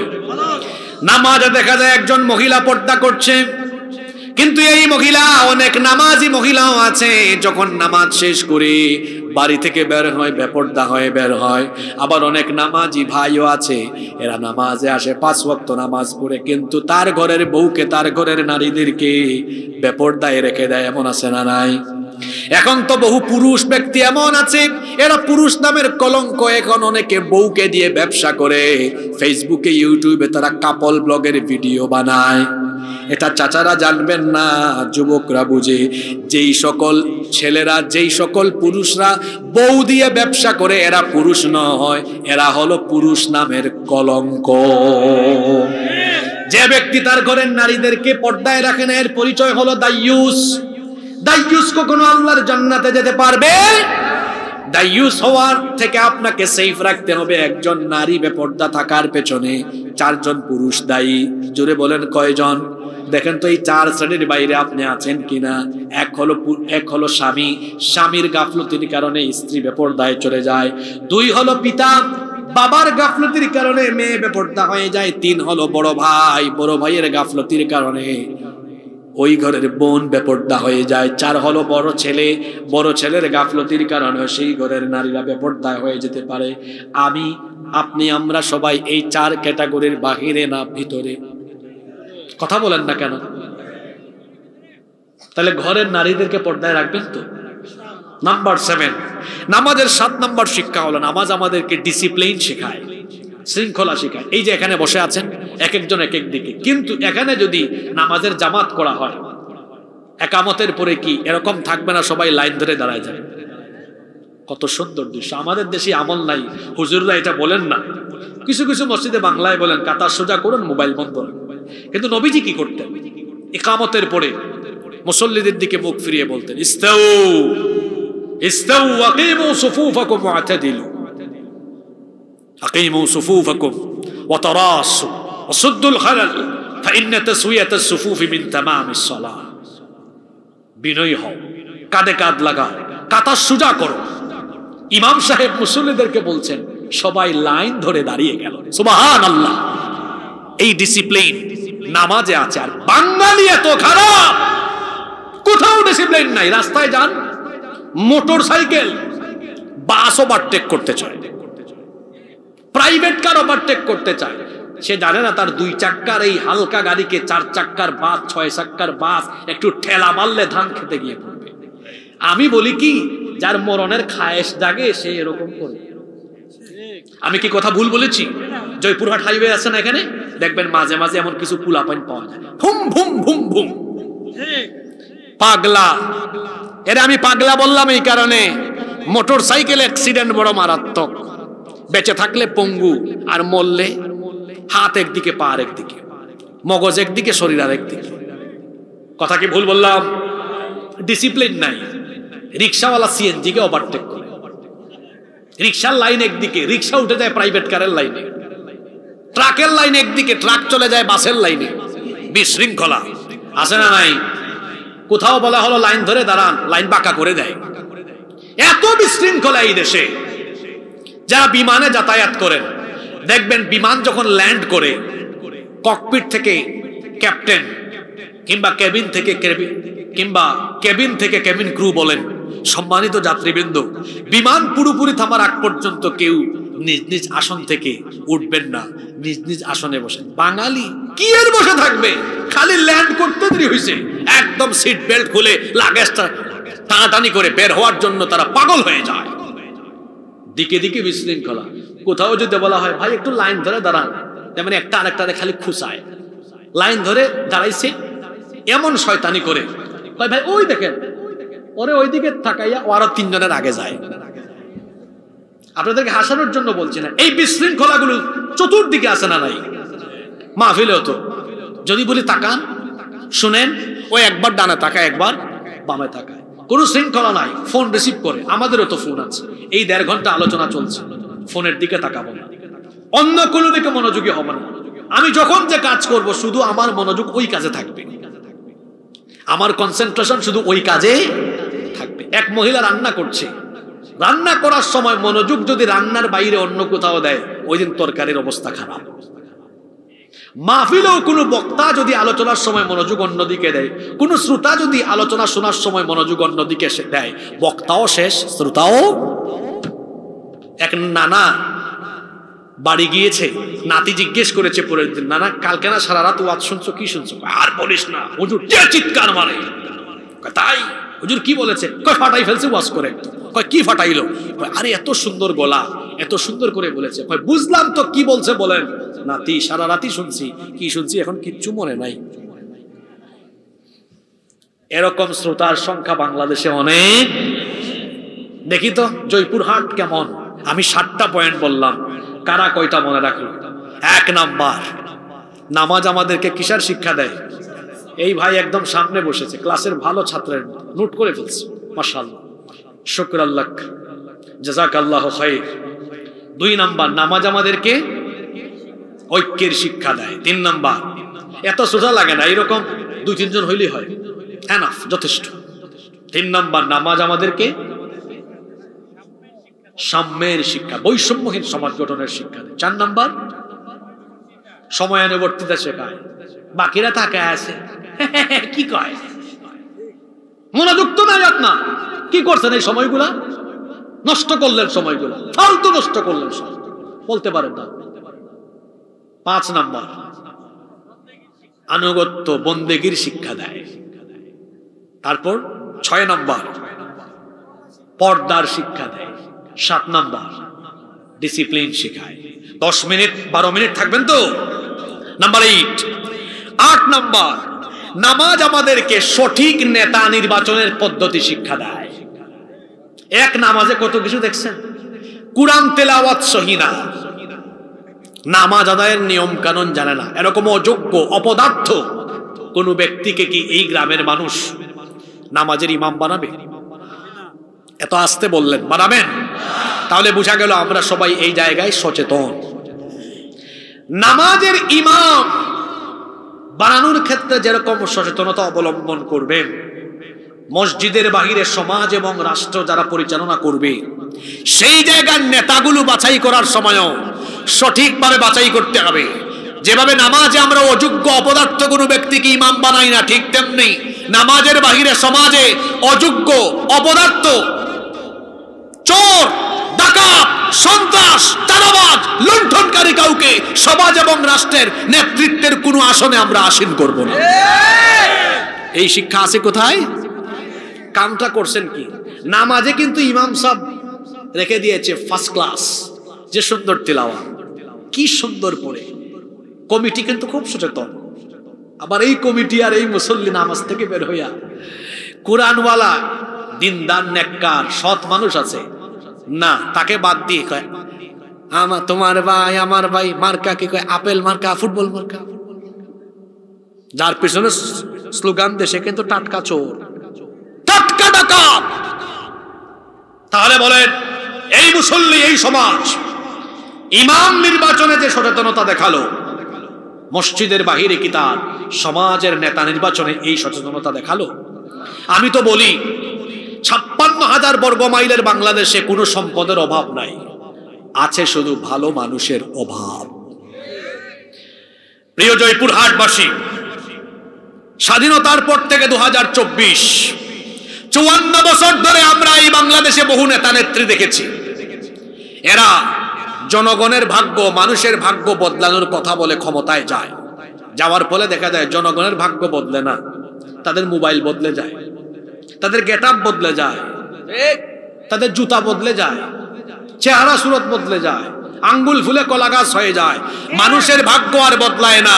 মানুষের ভাগ্য বদলাতে হলে চোর, ডাকাত, সন্ত্রাসীর পরিবর্তে কোরআনওয়ালা লোকদেরকে সমাজের প্রত্যেকটি সেক্টরে বসিয়ে দিতে হবে। এই শিক্ষা নামাজের ভেতরে আছে না নাই? জুলাই আগস্টের পরে এখন আপনাদের সকলের প্রত্যয় হওয়া উচিত এইটা, আমরা বাংলাদেশে আগামী দিনে আর অন্য কাউকে দেখতে চাই না, সব দেখা শেষ, বাকি আছে আল কোরআনের। আমরা বাংলাদেশকে কোরআনের বাংলাদেশ হিসাবে দেখতে চাই কি চাই না? আল্লাহ কবুল করেন।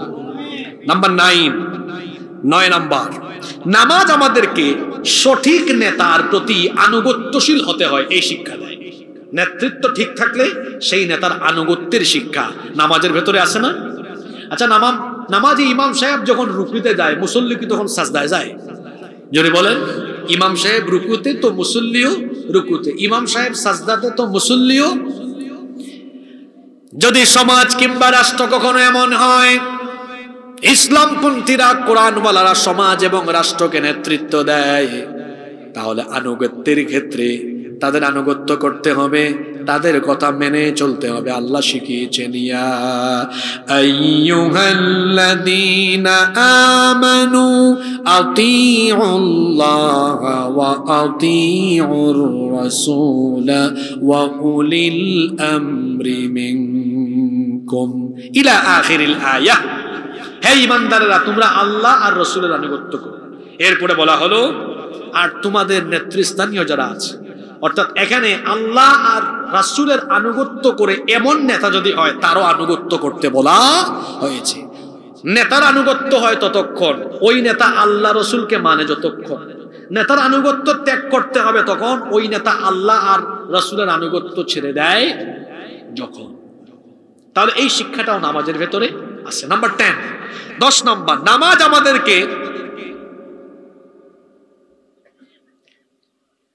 আমাদেরকে নেতৃত্বে ভুল থাকলে সংশোধন হওয়ার শিক্ষা দেয়। আপনার নামাজে ইমাম সাহেব বললেন আল্লাহু আকবার, নামাজ শুরু করছেন এভাবে, আর রহমানু আল্লামাল কুরআন খালাকাল ইনসানা আল্লামাহুল বায়ান। একেবারে চাষাবাদ করে এমন কোন কৃষক বাবাও যদি নামাজে থাকেন, তিনি পিছন থেকে নিন্দা জানাবেন, আলহামদুলিল্লাহি রাব্বিল আলামিন, প্রতিবাদ হয়ে যাচ্ছে, মানে লোকমা দিচ্ছেন, ঠিক করে দিচ্ছেন। নামাজে যদি ইমাম সাহেব ভুল করেন, পিছন থেকে কি মুসল্লি লোকমা দেয় না? কথা বলেন, নেই কিনা? মুসলমানদের হবে এইরকম, তার সমাজে কোন নেতা যদি জুলুম করে, অন্যায় করে, সে চুপ থাকবে না, প্রতিবাদের ভাষায় গর্জে উঠবে। এই শিক্ষা নামাজে আছে না নাই? কিন্তু দেশের অনেক ক্রান্তিকালীন সময়ে, এখন তো ফেসবুকে বলেন, অনলাইনে বলেন, অফলাইনে বলেন, মুজাহিদের অভাব নাই। দেশের ক্রান্তিকালীন সময়ে অনেকে কিন্তু মুখের মধ্যে একদম তালা লাগিয়ে রেখে দিছিল। ছিল কি ছিল না? হিকমতের দোহাই দিয়ে সত্য কথাগুলো বলতে পারে। জালিমের সামনে সত্য কথা বলতে পারো একটা জিহাদ। কোথাও কোনো অন্যায় হলে বলে ফেলতে হবে। এই যে বর্তমান ইউনূস সরকার, যেখানে ভুল করবে সেখানেই বলতে হবে। আমি আজকেও আমার ফেসবুক পেজে লিখেছি, এই সরকার, বর্তমান এই সরকার আইন শৃঙ্খলা পরিস্থিতি নিয়ন্ত্রণে সম্পূর্ণ ব্যর্থ হয়েছে, এবং তারা অনেক ক্ষেত্রে ব্যর্থ।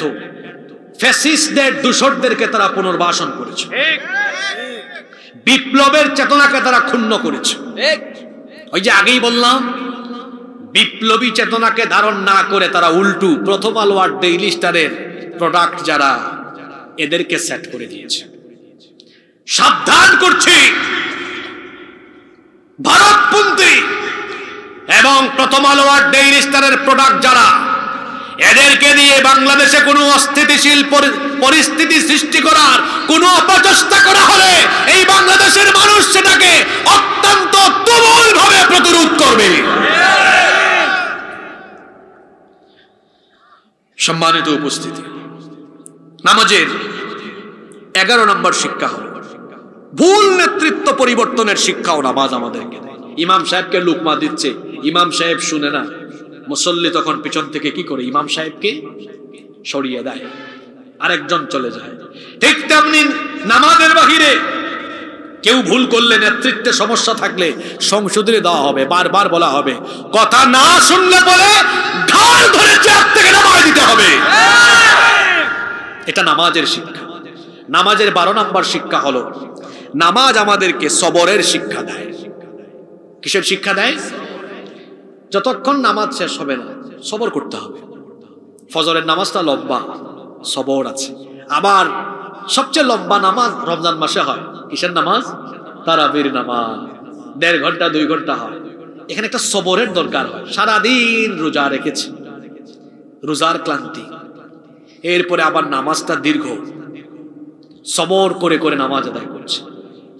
আমাদের জীবনের প্রতিটি ক্ষেত্রে সবরের দরকার। জীবনে অনেক কঠিন সময় আসবে, দুঃখ দুর্দশা আসবে, মুসিবত আসবে, তখন উত্তম ভাবে সবরের নীতি অবলম্বন করতে হবে। এই শিক্ষাও নামাজের ভিতরে আছে না নাই?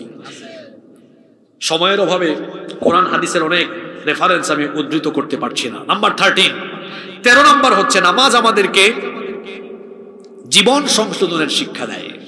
নামাজ ভুল হয়ে গেল, এটা সংশোধন করার জন্য সাজদায়ে সাহু আছে না নাই? সাজদায়ে সাহু দিলে আমার নামাজটা কারেকশন হয়ে যাচ্ছে। আমাদের জীবনে ভুল হবে, আমরা ভুল করব, ভুল করার দূষণীয় নয়, ভুল করে ভুলের উপর থাকা হলো দূষণীয়। বান্দাও ভুল করবে, কিন্তু ভুল করার পরে সে ভুলের উপর থাকবে না, বরং অনুতপ্ত হবে। জীবনকে সংশোধন করার জন্য আল্লাহ একটা পথ খোলা রেখেছেন, সেই পথ হলো তাওবার পথ। বান্দা যখন তওবা করে ফেলে, হাদিসে কুদসিতে এসেছে আল্লাহ তাআলা বলেছেন, ইবনা আদম লাউ বালাগাত যুনুবুকা আনানাস সামাই সুম্মা ইস্তাগফারতানি গফারতু লাক। হে আদম সন্তান, তুমি যদি আকাশের উচ্চতা পর্যন্ত গুনাহ করে ফেলো, আকাশ সমপরিমাণ গুনাহ করে যদি আমার রহমতের আশা করে লজ্জিত হয়ে অনুতপ্ত হয়ে আমার কাছে তওবা করে ক্ষমা চাও, বান্দারে জেনে রেখো আমি আল্লাহ আমার আকাশ সমপরিমাণ দয়া নিয়ে হাজির হয়ে তোমার সব গুনাহ আমি মাফ করে দিব। এজন্য জীবন সংশোধনের জন্য একটা আমল শিখাই দিই। আমলটা আপনারা করবেন, প্রত্যেক দিন ইস্তেগফার করবেন, তওবা করবেন। এটা আমার নবীর একটা অন্যতম আমল ছিল। আমার নবী প্রত্যেক দিন ইস্তেগফার করতেন। কতবার? 70 থেকে 100 বার। 70 থেকে, এক হাদিসে এসেছে 70 বার, আর এক হাদিসে এসেছে 100 বার। দুই হাদিসকে সমন্বয় করে আমরা বলতে পারি 70 থেকে 100 বার। জয়পুরহাটের মানুষ, আপনারা বলেন তো দেখি, আমার নবীর জীবনে গুনাহের কোনো ছিটাফুটা আছে নাকি? আমার নবীর জীবনে কোনো গুনাহ নাই। জন্ম থেকে নিয়ে ওফাত পর্যন্ত, নবুয়তের আগেও মাসুম, নবুয়তের পরেও মাসুম। আমার নবীর জীবনে গুনাহ না থাকা সত্ত্বেও ডেইলি ইস্তেগফার করেছেন 70 থেকে 100 বার। এখন আসেন, আপনার খবর কি? আমি আপনি নবীর উম্মত, আমার আপনার জীবনে গুনাহ আর গুনাহ করে ফেলি আমরা। এখন আমার আপনার জীবনে গুনাহ আছে। প্রশ্ন হলো, আমরা প্রত্যেক দিন ইস্তেগফার করি কয়বার? দেখছেন, নবী করেন গুনাহ নাই, গুনাহ নাই নবীর, সেই নবী ইস্তেগফার করেন কয়বার? 70 থেকে 100 বার। আর আমার গুনাহ আর গুনাহ, আমার ইস্তেগফারের কোনো টাইম। খামাখা কথা বলে, অযথাই কথা বলে, সময় নষ্ট করে। জবান হেফাজতের ব্যাপারে কোরআনে অনেক কথা আছে, হাদিসেও অনেক কথা আছে। জবানের হেফাজতকারীরা আল্লাহর নবীর জান্নাতের সুপারিশ পাবে। জবানের হেফাজত করবেন, জবানটাকে কাজে লাগাবেন। সময় পেয়েছেন, আজে বাজে কথা না বলে পড়বেন আস্তাগফিরুল্লাহ, আস্তাগফিরুল্লাহ, আস্তাগফিরুল্লাহ। বলেন আমার সাথে আস্তাগফিরুল্লাহ। খুব ছোট্ট একটি কালিমা, ছোট্ট একটি বাক্য, কিন্তু নবীজি বলেছেন বান্দা যখন অনুতপ্ত হয়ে তাওবার নিয়তেই আস্তাগফিরুল্লাহ বাক্যটি পড়ে নেয়, তার আমলনামায় যদি সমুদ্রের ফেনা পরিমাণ গুনাহ থাকে, আল্লাহ ওই বান্দার সমুদ্রের ফেনা পরিমাণ গুনাহগুলো মাফ করে দিবে। তাহলে প্রত্যেক দিন ইস্তেগফারের আমল করতে রাজি আছেন তো? আল্লাহ তৌফিক দেন, বলেন আমিন। নামাজের 14 নম্বর শিক্ষা হলো, নামাজ আমাদেরকে নিয়ন্ত্রিত জীবন যাপনের শিক্ষা দেয়। নিয়ন্ত্রিত জীবন যাপন, চোখের নিয়ন্ত্রণ, জবানের নিয়ন্ত্রণ, হাতের নিয়ন্ত্রণ, পায়ের নিয়ন্ত্রণ। এই শিক্ষা কোথায় আছে? নামাজে দাঁড়ায় কি তার চক্ষু কি ডানে একবার, বামে একবার, পিছনে একবার দেয়? চক্ষু থাকে কোথায়? অবশ্য কিছু মুসল্লি আছে, হ্যাঁ বাপরে বাপ, সাংঘাতিক। নামাজে দাঁড়ায় ঘড়ির টাইম দেখে, ফ্যান গুনে। দুই বন্ধু মসজিদে ঢুকেছে, বের হওয়ার পরে একটা আরেকটা কয়, দোস্ত দেখছ কত বড় মসজিদ, 103টা ফ্যান। কয় তুই গুনলে কেন? কয় হুজুর করছে, হুজুরের কাম, আমি করছি আমার কাম। এসিটা কোন কোম্পানির না? এইটাও দেখে। ইন্না লিল্লাহি ওয়া ইন্না ইলাইহি রাজিউন। শুধু কি তাই, আমার একটা ঘটনা মনে পড়ল। 6-7 বছর আগে তাকবীরে উলা ছুটে গেল, আসরের নামাজ। এক মসজিদে ঢুকেছি, তো আমি গিয়ে তার পাশে দাঁড়াবো। এই মুসল্লি কি করছে, আমার দিকে এমনি তাকায়। আমি বুঝছি নামাজে কোনো খুশু নাই। আমিও তার মাথা ধরে বললাম, আমার দিকে না, ওই দিকে তাকান। তো নামাজে চোখের নিয়ন্ত্রণ আছে, এই শিক্ষাটা নামাজের বাইরে আনা। জরিনা সকিনা আপনার সামনে দিয়ে যাবে, কিন্তু আমার চক্ষু জরিনার দিকে যাবে না, সকিনার দিকে যাবে না। কারণ আল্লাহ বলেছেন কুল্লিল মুমিনিনা ইয়াগুদ্দু মিন আবসারিহিম। একই কথা আল্লাহ নারীদেরকেও বলেছেন ওয়া কুল্লিল মুমিনাতি ইয়াগুদ্দুনা মিন আবসারিহিন্না। মুমিন পুরুষ পরনারী থেকে তার চক্ষুকে হেফাজত করবে, মুমিনা নারীও তার চক্ষুকে পরপুরুষ থেকে হেফাজত করবে। এই শিক্ষাটা নামাজের ভেতরে আছে। আমার সামনে দিয়ে কোনো নারী হেঁটে যাবে কিংবা কোনো অশ্লীল বিলবোর্ড, সাইনবোর্ড, বিজ্ঞাপন বা মোবাইল ফোন হাতে নিলে আজে বাজে ছবি বা ভিডিও আসবে, তখন আমি আমার চক্ষুকে হেফাজত করব, চক্ষুকে আমি নিম্নগামী করে দিব, রক্ষা করব। যাকে ভয় করে তিনি কে? আরো জোরে বলেন, তিনি কে? কালো চশমা পরে চোখের ফাঁক দিয়ে কি দেখেন কেউ জানে না, চোখের খেয়ানত আল্লাহ জানেন। ইয়ালামু খাইনাতাল আয়ুনি ওয়া মা তুখফিস সুদূর। চোখের যে খেয়ানত হয় সেই খেয়ানতের কথা কেউ জানে না। চোখের খেয়ানত যিনি জানেন তিনি কি? চক্ষুকে বলা হয় হৃদয়ের আয়না। আল্লামা কুরতুবী রাহমাতুল্লাহ আলাইহি কত না সুন্দর করে কথাটা তিনি বলেছেন। চক্ষু হলো হৃদয়ের আয়না। মানুষ চক্ষু দিয়ে কোনো জিনিস দেখার পরে ওইটা ভাবে, যদি সেটা খারাপ হয় তো খারাপ ভাবতে ভাবতে খারাপ কাজ করে ফেলে। এই জন্য চোখের হেফাজতের কথা বারবার বলা হয়েছে। নবীজি সাইয়্যিদিনা আলী রাদিয়াল্লাহু আনহুকে বললেন লা তুতবিউন নাযরাতান নাযরা, দৃষ্টির পরে দৃষ্টি দিও না। ফা ইন্না লাকাল উলা ওয়া লাইসাত লাহাল ফা ইন্না লাকাল উলা ওয়া লাইসা লাহাল ওয়া লাইসা লাকাল আখিরা। প্রথমটা হলো তোমার দৃষ্টি, কিন্তু পরেরটা তোমার দৃষ্টি নয়, ওইটা শয়তানের দৃষ্টি। প্রথমটা ক্ষমার যোগ্য, কিন্তু দ্বিতীয়টা ক্ষমার যোগ্য নয়। এখন যুবকরা এই হাদিস শুনে ফজিলত যেন মনে না করে, হুজুর যেহেতু বলছে প্রথমবার তাকানো যাবে, জরিনা সকিনা যাই যাবে, প্রথমবার সুযোগটা কাজে লাগাই ফেলবো। বুঝতে হবে কথা, এটা অনিচ্ছাকৃতভাবে যদি কোথাও চক্ষু চলে যায়, মোবাইল হাতে নিয়েছেন, ইউটিউবে ঢুকলেন, কোনো একটা জিনিস, কোনো একটা ভিডিও দেখবেন, কোনো একটা ওয়াজ শুনবেন, তিলাওয়াত শুনবেন, কিন্তু খোলা মাত্রই আজে বাজে ভিডিও চলে আসছে, একবার চক্ষু গেল ভুলবশত, খবরদার দ্বিতীয়বার দেওয়া যাবে না। নিষেধ করেছেন কে? চোখের হেফাজতকারীদের চোখে নূর দেওয়া হয়, অন্তরে নূর দেওয়া হয়, এদের অন্তর পবিত্র রেখে দেন কে? এজন্য অন্য হাদিসে এসেছে যারা চোখের হেফাজত করতে পারে আল্লাহ তাদেরকে ঈমান এবং ইবাদতের স্বাদ আস্বাদন করার যোগ্যতা দান করে দেন। সময় বড় কম, সেদিকে গেলাম না। নাম্বার 15, 15 এবং সর্বশেষ হলো, কথায় আছে শেষ ভালো যার সব ভালো। নামাজের 15 এবং সর্বশেষ শিক্ষা হলো, নামাজ আমাদেরকে কোরআনময় জিন্দেগি গঠনের শিক্ষা দেয়। নামাজের ভেতরে কয়টা কিতাব থেকে তিলাওয়াত হয়? নাকি আপনাদের এলাকায় ইমাম সাহেব আল্লাহু আকবার বলে বুখারী তেলাওয়াত আরম্ভ করেন? হ্যাঁ, আল্লাহু আকবার।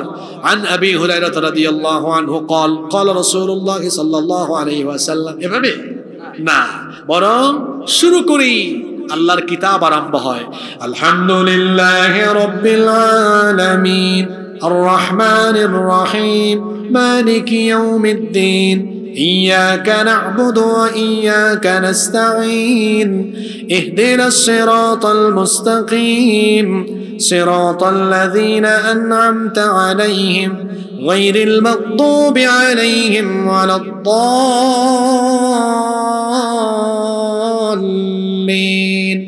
কোন কিতাব? কোন কিতাব? কথা বলছেন না কেন? কোরআন। নামাজের শুরু থেকে শেষ পর্যন্ত এক কিতাবের তেলাওয়াত। সেই কিতাব কি? কি শিক্ষা পেলেন? নামাজে যেমন মুসলমান কোরআন তেলাওয়াত করবে, কোরআনই পড়বে, ঠিক তেমনি নামাজের বাহিরে নামাজের বাহিরে মানুষ কোরআনের আইন ছাড়া অন্য কোনো আইন মানবে না, মানুষের আইন মানবে না, বরং নামাজের বাইরে আল্লাহর কোরআনের বিধান প্রতিষ্ঠার জন্য প্রাণান্তকর প্রচেষ্টা অর্থাৎ জিহাদ ফি সাবিলিল্লাহর কাজে সম্পৃক্ত থাকবে। এটা কিসের শিক্ষা? নামাজের শিক্ষা। কিসের শিক্ষা? আহা, শেষ কথা বলে যায়, আমার রাসূল কি করলেন? মসজিদে নববীতে ইমামতি করলেন, মসজিদে নববীতে নামাজে কোরআন তেলাওয়াত করলেন, মসজিদে নববীতে আহলে সুফা যারা ছিলেন তাদেরকে কোরআনের দর্শ দিলেন। আর মসজিদে নববীর বাহিরে যে রাষ্ট্রের গোড়াপত্তন করলেন সেই মদিনা রাষ্ট্রটাকেও তিনি কোরআন দিয়ে পরিচালনা করলেন। এটা আল্লাহ রসুলের ইসলাম। আর আমাদের কলিমুদ্দিন সলিমুদ্দিনের ইসলাম কি? কয় ধর্ম আর রাজনীতি সম্পূর্ণ আলাদা। তারে বলেন আউযুবিল্লাহ বিসমিল্লাহ পড়তে, তার আউযুবিল্লাহ বিসমিল্লাহ 20টা ভুল হবে। ও কি বুঝে কোরআন আর কি বুঝে রাজনীতি? যদি রাজনীতি ইসলামের বাহিরে হয়, কোরআনের বাহিরে হয়, তাহলে তারে জিজ্ঞেস করেন তোর বাপ দাদার আইন দিয়ে কি রসুল 10 বছর মদিনা চালিয়েছেন নাকি? আমার রসুল মদিনা রাষ্ট্র পরিচালনা করেছেন কার আইন দিয়ে? যে আল্লাহর হুকুম মতো নামাজ পরিচালনা হয়, সে আল্লাহর হুকুম মতো সমাজ চলবে, রাষ্ট্র চলবে, এই বিধান কার?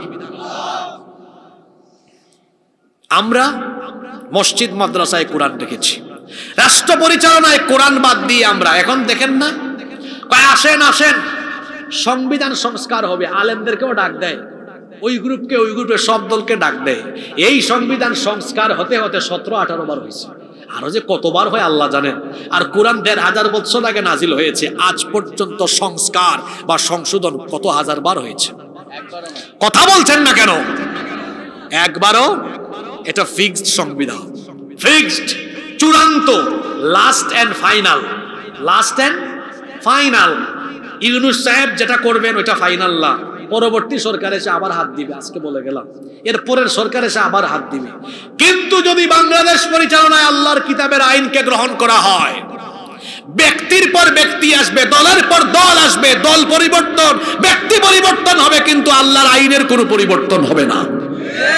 তাহলে বোঝা গেল আল্লাহর বিধান ছাড়া শান্তি আসবে না, মুক্তি আসবে। নামাজের এই মোট কয়টা শিক্ষার কথা বলেন? জোরে বলেন। এখন আপনারা বলেন, এই 15টা শিক্ষা যদি নামাজের বাইরে থাকতো, আমাদের সমাজ কিরকম থাকতো? বদলে যেত। মুসল্লি কেমন? মুসল্লি ঠুক ঠুক করে রুকু মারে, সাজদা মারে, কিন্তু নামাজের বাইরে নামাজের কোন শিক্ষা সে তার জীবনে প্রতিফলিত করতে পারলো? আসেন আজকে আমরা সিদ্ধান্ত নিই। 1 নম্বর সিদ্ধান্ত, মরার আগ পর্যন্ত নামাজ কাজা করব ইনশাআল্লাহ। রাজি আছেন? ইনশাআল্লাহ। 1। 2 নাম্বার, নামাজের এই শিক্ষা যা আমরা শুনলাম এগুলোকে জীবনে আমরা বাস্তবায়ন করব ইনশাআল্লাহ, ইনশাআল্লাহ। 3 নাম্বার, আমরা অন্যান্য কোন দল মত, মানব রচিত মতাদর্শ মতবাদের পিছনে আর ছুটবো না।